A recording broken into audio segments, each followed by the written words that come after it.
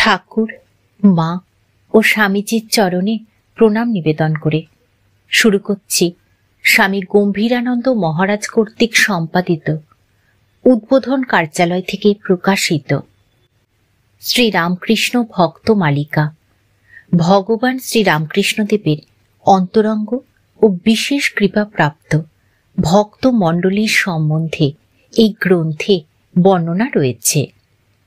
আজ পাঠ করব শ্রী শ্রী ঠাকুরের পরম প্রিয় শিষ্য স্বামী প্রেমানন্দের কথা, অর্থাৎ সবার প্রিয় বাবুরাম মহারাজের কথা।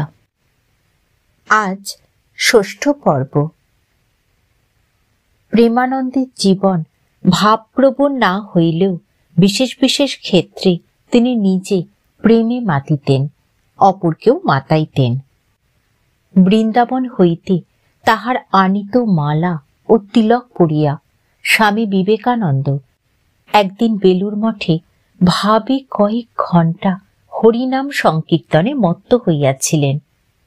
একবার মঠে মহাষ্টমী রাত্রে খুব কালী কীর্তন জমিয়াছে।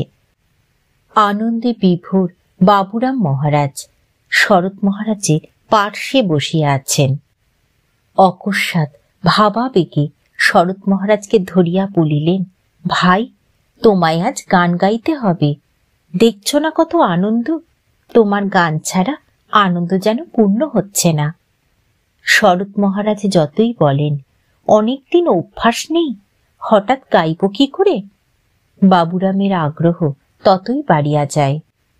অগত্যা তাহাকে গাহিতে হইল এবং নৃত্যেও যোগ দিতে হইল। পরদিন শরৎ মহারাজ বলিয়াছিলেন, কি করব, বাবুরাম বুড়ো বয়সে নাচিয়ে ছাড়লে। এমনি ছিল বাবুরামের যুক্তি তর্কহীন ভাবের আবেগ। পূর্ববঙ্গ ভ্রমণকালে তিনি দেওভোগে নাগ মহাশয়ের আবাসস্থল দর্শনের জন্য স্বামী ব্রহ্মানন্দের সহিত নারায়ণগঞ্জ হইতে পদব্রজে কীর্তনের পশ্চাতে পশ্চাতে চলিয়া যেমনি নাগ প্রাঙ্গণে উপস্থিত হইলেন, অমনি ভাবের আতিশয্যে গাত্রবাস উন্মোচন পূর্বক সেই ভূমিতে গড়াগড়ি দিতে লাগিলেন। অতঃপর মহারাজকে কাতর স্বরে নিবেদন করিলেন, মহারাজ, এদের একটু কৃপা। ইহা বলিতে বলিতে তাহাকে ধরিয়া কীর্তনস্থলে আনিলেন। মহারাজও সেই প্রাণ মাতানো কীর্তনে হুঙ্কার পূর্বক নৃত্য করিতে উদ্যত হইলেন, কিন্তু ভাবের আতিশয্যে অক্ষমতা নিবন্ধন স্থাণুবৎ সমাধিমগ্ন হইলেন। কলকাতার সম্ভ্রান্ত বংশীয় জনৈক যুবক অসৎসঙ্গে পড়িয়া গাঁজা, ভাং ইত্যাদি সেবন করিতে শিখিল। শিক্ষিত পরিবারে এরূপ ব্যবহারে সকলেই মর্মাহত, কিন্তু চেষ্টা করিয়াও কেহ সেই যুবককে সুপথে আনিতে পারিলেন না। সৌভাগ্যক্রমে যুবকের এক আত্মীয় স্বামী প্রেমানন্দকে জানিতেন। কথা প্রসঙ্গে তিনি একদিন সমস্ত কথা তাহার নিকট নিবেদন করিলেন এবং এই বিষয়ে তাহার সাহায্য চাহিলেন। প্রেমের প্রতীক স্বামী প্রেমানন্দ সমস্ত শুনিয়া যুবকটিকে দেখিবার জন্য একদিন তাহার গৃহে উপস্থিত হইলেন এবং নানাবিধ প্রসঙ্গে তাহার সহিত আত্মীয়তা স্থাপন করিয়া একদিন মঠে আসিতে বলিলেন। যুবক সেই আকর্ষণে সত্যই মঠে উপস্থিত হইল এবং সমস্ত দিবসটি প্রেমানন্দের সহিত মঠে কাটাইল। প্রেমানন্দের ব্যবহারে সে একটা আশ্চর্য জিনিস দেখিতে পাইল।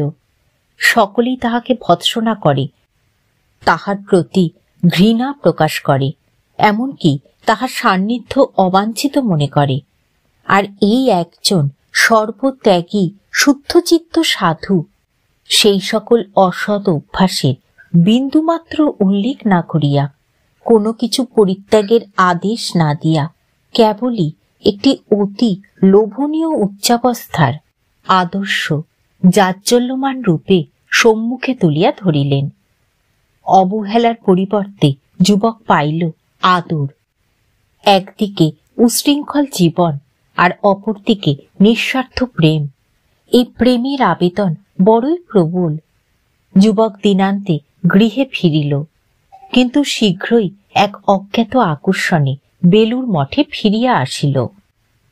শুধু তাহাই নহে, সে প্রতিজ্ঞা করিয়া বসিল সে সমস্ত বদ অভ্যাস ছাড়িয়া সাধু হইবে এবং অচিরেই উহা কার্যে পরিণত করিল। কর্তব্যানুরোধে প্রেমানন্দ ভৎসনাও করিতেন, ইহা আমরা পূর্বেই উল্লেখ করিয়াছি। কিন্তু এইরূপ দৃষ্টান্ত বিরল নহে যে শাসন করিতে যাইয়া অকস্মাৎ তাহার দৃষ্টি বহির্জগৎ ছাড়িয়া স্বস্বরূপের দিকে ধাবিত হইত, আর শাসন নামিয়া আসিত নিজেরই উপর। এক দিবস জনৈক ব্রহ্মচারীকে তিরস্কার করিতে করিতে সহসা তাহার দৃষ্টি শাসক ও শাসিতের দ্বৈত সম্বন্ধের অতীত অদ্বৈত ভূমিতে প্রসারিত হওয়ায় অপর সকলকে শুনাইয়া তিনি সবিস্ময়ে বলিয়া উঠিলেন, এ আবার কিরূপ প্রেমানন্দ রে বাবা! সঙ্গে সঙ্গে তিরস্কারের স্থলে বিরাজিত হইল মধুর প্রশান্তি। দেওঘরে তিনি যখন অসুস্থ অবস্থায় বায়ু পরিবর্তনের জন্য যান, তখন জনৈক সেবকের আহারে অধিক লোভ দেখিয়া তাহাকে তীব্র তিরস্কার করেন। সেবকটি অভিমানের দ্বীপ প্রহরে আহারে আসিলেন না। বাবুরাম ভাবিয়াই আকুল, ছেলেটির কি হইল? অনুসন্ধান করাইয়া তাহাকে নিকটে আনাইয়া কোলের কাছে বসাইলেন এবং বলিতে লাগিলেন, বাবা, বুড়ো হয়েছি, রোগে শরীর দুর্বল, মেজাজ সবসময় ঠিক রাখতে পারি না। এই অবস্থায় যদি কিছু বলে ফেলি তার জন্য কি রাগ করতে আছে? বলিতে বলিতে চক্ষু অশ্রুসিক্ত হইল। সে অশ্রু ধারায় সেবকের অভিমান কোথায় ভাসিয়া গেল। প্রেমানন্দের প্রেম ভক্ত সেবায় কোনো বাধা মানিত না। কেহ মঠে আসিলে প্রসাদ না পাইয়া ফিরিতে পারিত না। একদিন জনৈক ভক্ত প্রসাদ না লইয়া চলিয়া যাইতেছেন দেখিয়া তিনি ঠাকুর ভাণ্ডারীকে কারণ জিজ্ঞাসা করিলেন। তিনি বলিলেন, ইনি একটুও দাঁড়ালেন না, কি করে প্রসাদ দিই? বিরক্ত হইয়া প্রেমানন্দ উত্তর দিলেন, তবু ডেকে এনে দিতে হয়, যখন মঠের ভেতর এসে পড়েছে। সংসারে থাকলে না নিজে খেতে পেতিস, না বাচ্চাদের মুখে দুটো দিতে পারতিস। এখানে ঠাকুরের এত আসছে, হাতে করে তুলে দিতে পারবি না? মঠের রাস্তায় বাবুরাম মহারাজকে স্বহস্তে চোর কাটা উঠাইতে দেখিয়া জনৈক ভক্ত সবিস্ময়ে জিজ্ঞাসা করিলেন, মহারাজ, আপনি কেন এ কাজ করছেন? প্রেমানন্দ অমনি উত্তর দিলেন, ভক্তেরা কষ্ট করে আসে, অসুবিধা হয়, তাই তাদের পথের কাটা সরিয়ে দিচ্ছি। কে জানে এই সামান্য চোর কাটার সঙ্গে তিনি কোন অজানা জগতের পথের কাটা সরাইতেছিলেন। এই অপূর্ব প্রেম একদা প্রবীণ সাহিত্যিক ও সমালোচক সুরেশচন্দ্র সমাজপতিরও প্রশংসা অর্জন করিয়াছিল।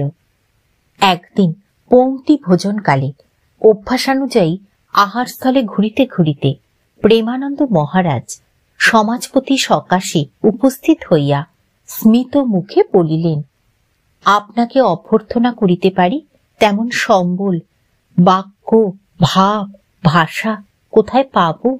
রস তো নেই।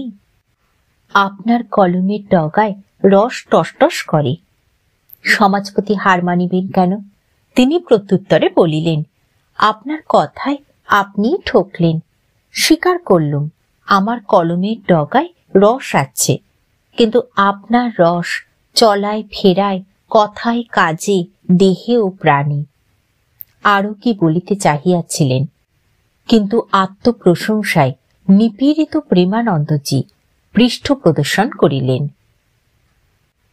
উৎসবের দিনে মঠ প্রাঙ্গণে ভদ্রলোক, মুচি, ম্যাথর, ধনী, দরিদ্র সর্বস্তরের নারায়ণী পংক্তি ভোজনে বসিয়াছেন। খিচুড়ি পরিবেশন হইতেছে। তত্ত্বাবধানে নিযুক্ত স্বামী প্রেমানন্দ দেখিলেন দূরে এক পংক্তি হইতে বারংবার খিচুড়ি দাও, খিচুড়ি দাও এই রব উঠিতেছে। তিনি অবিলম্বে সেখানে উপস্থিত হইয়া পরিবেশককে জিজ্ঞাসা করিলেন, তুমি কি আর কখনো পরিবেশন করনি? উত্তর পাইলেন, আমি বারবার দিচ্ছি, তবু কুলাচ্ছে না। এরা দাও দাও বলে শুধু গোল করছে। প্রেমানন্দ দেখিলেন পংক্তির প্রায় সবই গরিব, ইহাদের অধিক আহার করাই অভ্যাস। তাই সমবেদনায় ব্যথিত হইয়া আবেগ ভরে বলিলেন, আমাদের পেটের ওজনে কি এদের পেটের ওজন করা যায়? জানি না জীবনে কদিন এরা পেট ভরে খেতে পায়। এদের পেটে যে দিনরাত আগুন জ্বলছে। যাও যাও, বালতিটা এদের এক এক পাতে ঢেলে দাও। ঠাকুরের প্রসাদ পেট ভরে খেয়ে নিক। বলিতে বলিতে স্বর শুষ্ক হইয়া আসিল, নয়ন কোণে বাড়ি ছড়িয়া পড়িল। প্রেমানন্দ আর সামলাইতে না পারিয়া অন্যত্র চলিয়া গেলেন। ঠাকুর, মা ও স্বামীজির চরণে প্রণাম নিবেদন করে শেষ করছি আজকের পাঠ। ঠাকুর শ্রীরামকৃষ্ণদেবের পরম প্রিয় শিষ্য স্বামী প্রেমানন্দের কথার ষষ্ঠ পর্ব।